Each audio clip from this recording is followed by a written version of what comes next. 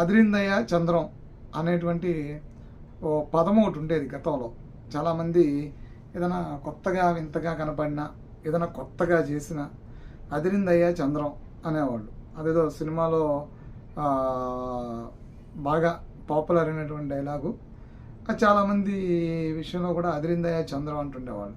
ఈరోజు చంద్రబాబు నాయుడు ప్రజావేదిక కార్యక్రమానికి వెళ్తూ జమ్మల మడుగులో పెన్షన్ పంపిణీ కార్యక్రమం చేసి ప్రజావేదిక కార్యక్రమానికి వెళ్తూ ఆటో ఎక్కి ప్రయాణం చేసి వెళ్ళారు. వాస్తవానికి ఏంటంటే టీడీపీలో ఉండేటువంటి క్యాడర్కి కానీ, టీడీపీలో ఉండేటువంటి కార్యకర్తలకు కానీ, టీడీపీ సోషల్ మీడియా యాక్టివిస్టులకు కానీ అదేంటంటే అది పెద్ద హైలైట్ చేసుకుని ప్రమోట్ చేసుకునేటువంటి పరిస్థితి. అంటే ఒక ముఖ్యమంత్రి Z+ కేటగిరీ ఉన్నటువంటి బుల్లెట్ ప్రూఫ్ వాహనాలు ఉన్నప్పటికీ, బుల్లెట్ ప్రూఫ్ బస్సు ఉన్నప్పటికీ కూడా హెలికాప్టర్లో డైరెక్ట్గా వెళ్ళి అక్కడ దిగగలిగినటువంటి పరిస్థితి ఉన్నప్పుడు కూడా ఆటోలో సామాన్యుల్లో ప్రయాణం చేసి వెళ్ళాడు అనేది. అంటే నిత్యం ఆయన ఆటోలో తిరుగుతుంటే ఇక చరిత్ర పుస్తకాల్లో రచించవచ్చు. ఆయన 4 సార్లు ముఖ్యమంత్రి అయినా, మనం చాలామంది నర్సీన్ తెలంగాణలోకి ఎమ్మెల్యే ఉన్నాడు. అతను సైకిల్ వేసుకుని ఏదో తిరుగుతాడు అనుకుంటా అసెంబ్లీకి. సేమ్ టైము కృష్ణా జిల్లాలో నిడుమోలు కాన్స్టిట్యున్సీ ఉన్నప్పుడు ఆయన సిపిఐ పార్టీ నుంచి ఒక ఆయన ఎమ్మెల్యేగా గెలిచేవాళ్ళు. పేరు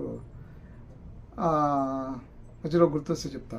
అయితే ఆయన అసలు సైకిల్ వేసుకునే తిరుగుతుండేవాళ్ళు.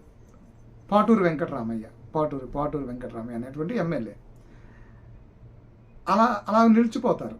కానీ చంద్రబాబు నాయుడు ఆటో ఎక్కి ప్రజావేదిక రావటం అనేది ఇప్పుడు అంటే సోషల్ మీడియా వేదికగా టీడీపీ శ్రేణులు లేదంటే సోషల్ మీడియా యాక్టివిస్టులు దాన్ని బాగా హైలైట్ చేస్తూ ఉన్నారు.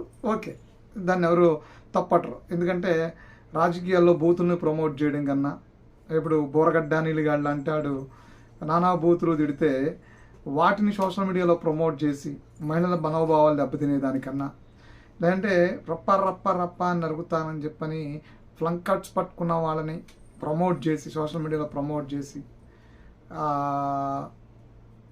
భ్రష్ట పట్టించే కన్నా, లేదంటే జగన్మోహన్ రెడ్డి గారు అప్పుడప్పుడు మాట్లాడతారు కొన్ని ఆణిముత్యాలు. పెద్దిరెడ్డి చంద్రబాబు నాయుడిని కాలర పట్టుకున్నారు, బొగ్గగిల్లారు, చెంపంట కొట్టారు, ఈ చెప్తూ ఉంటాడు ఆయన అప్పుడప్పుడు పెట్టకథలో. మాజీ ముఖ్యమంత్రిగా ఉండి ఏం మాట్లాడాలో తెలియనట్టు మినిమం సంస్కారం కోల్పోయినటువంటి వ్యక్తిలాగా అలాంటివి ప్రమోట్ చేయడం కన్నా, సీఎం అని ఎల్లాయటం, పెద్ద భూతు పురాణాలు పంచాంగాలు మాట్లాడడం కన్నా ఇలాంటివి ప్రమోట్ చేయడం.